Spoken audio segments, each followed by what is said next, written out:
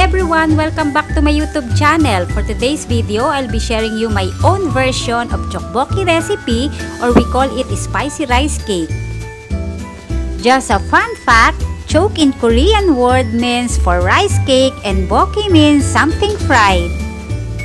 I came up with this recipe when I saw it in a food chain here in the Philippines. It was run by an old lady who could always be found stirring her pot of tteokbokki, and there were always people lined up to buy it. I was curious and craving because it looks unique and delicious, and when I tasted it, it was so delicious that I want to try making it at home.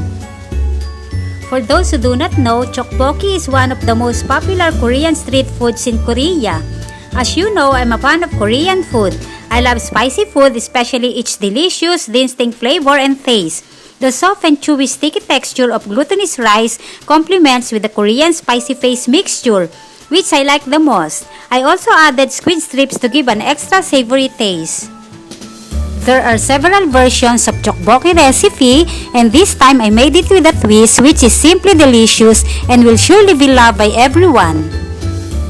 It was actually my first time doing tteokbokki, and I'm glad that it was successful. So if you want to know the complete process, just watch this video from the beginning up to the end.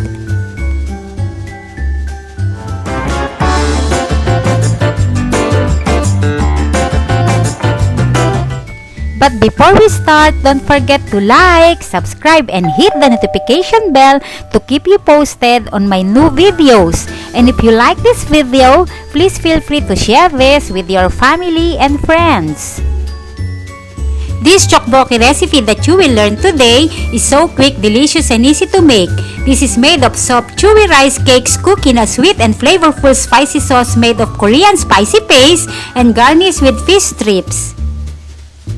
You should be able to enjoy this in just around 20 minutes. So hope you try this easy and delicious tteokbokki recipe for your family and friends, and they will surely enjoy. So here's one of my favorite ways to make this tteokbokki recipe so delicious, addictive, and easy to make. Now join me and let's start cooking. Once you start cooking, it is very important to have all the ingredients measured and ready to go. And here are the ingredients.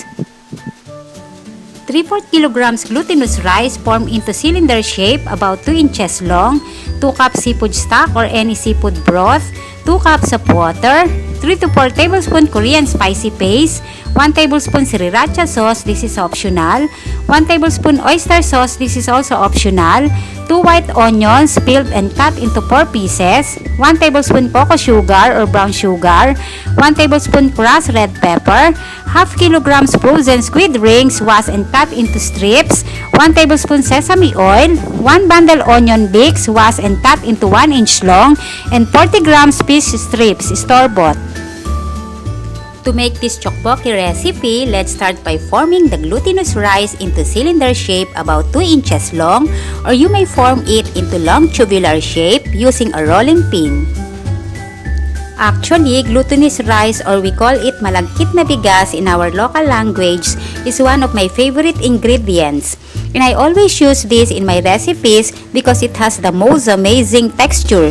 Indeed, I also use this in my previous bilo-bilo recipe. By the way, you can buy glutinous rice cake in your local marketplace. I remember when we were young, my dad would buy freshly ground sticky rice cake from the local market. He would have to buy the sticky rice from the rice vendor and bring it to the grinder afterward.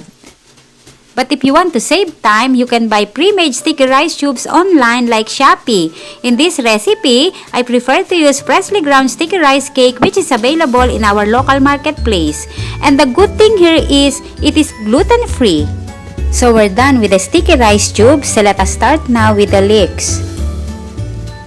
Then cut off the root end of the leek and cut this into 1 inch long. But just make sure to clean and wash the leeks before cutting.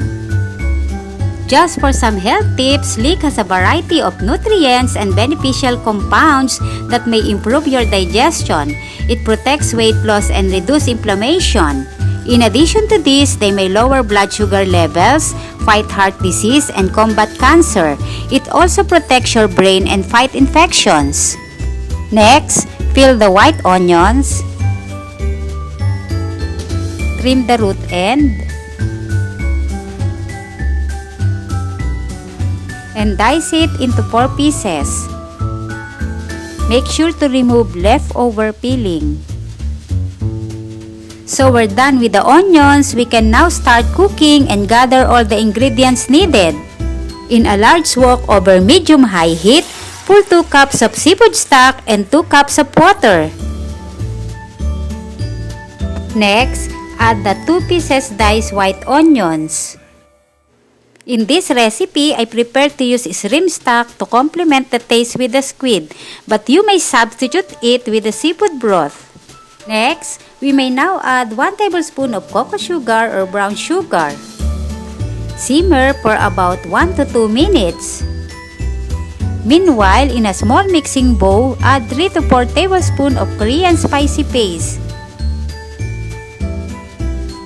Then, follow 1 tablespoon of sriracha sauce. This is optional, but I just added it because I want to make it more spicy. Then, add 1 tablespoon of oyster sauce. This is also optional, but you may substitute it with soy sauce if you want. Mix well until combined. Next, we may add now the spicy sauce mixture. By the way, you can buy Korean spicy paste in your local supermarkets or online like Shopee and Lazada. Continue stirring until the spicy mixture is well combined.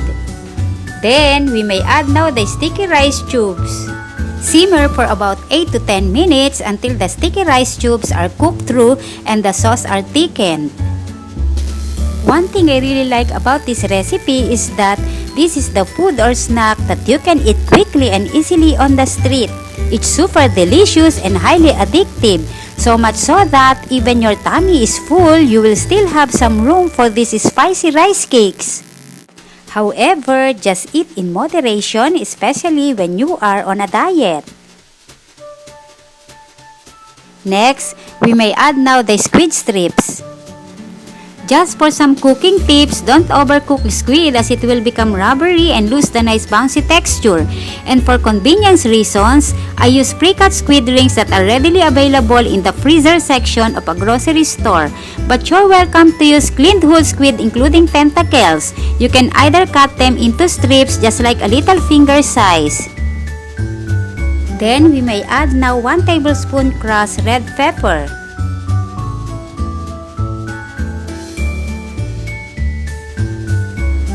And season with 1 tablespoon sesame oil. Gently stirring until combined. Simmer for another 2 minutes until the squid and sticky rice tubes are cooked through. Once the squids and sticky rice tubes are cooked, we may add now the chopped onion leeks. Stir to combine.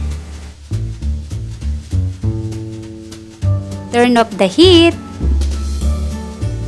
and garnish with fish strips. Transfer to a serving plate and serve for snack. Share and enjoy. Let's eat, everyone! Just for some additional cooking tips, if you don't eat spicy food well or you like to add some extra protein, serve tteokbokki with a boiled egg. It will neutralize the spiciness a bit. And if you have leftover rice cakes, put it in the fridge for up to 3 days. And for the best texture and flavor, eat them within 2 to 3 days and then throw them away since they will go bad after that. Rice cakes are best when they are eaten fresh. So hope those tips are helpful for you guys. That's it for today, so hope you enjoyed this recipe. You may visit my channel for more recipes, or you may also comment down your request and I will do it for you as soon as I can. But please don't forget to subscribe. Just click the notification bell and give this video a thumbs up. Thank you for watching and have a pleasant day to all. Keep safe, everyone. We'll see you on my next vlog. Bye!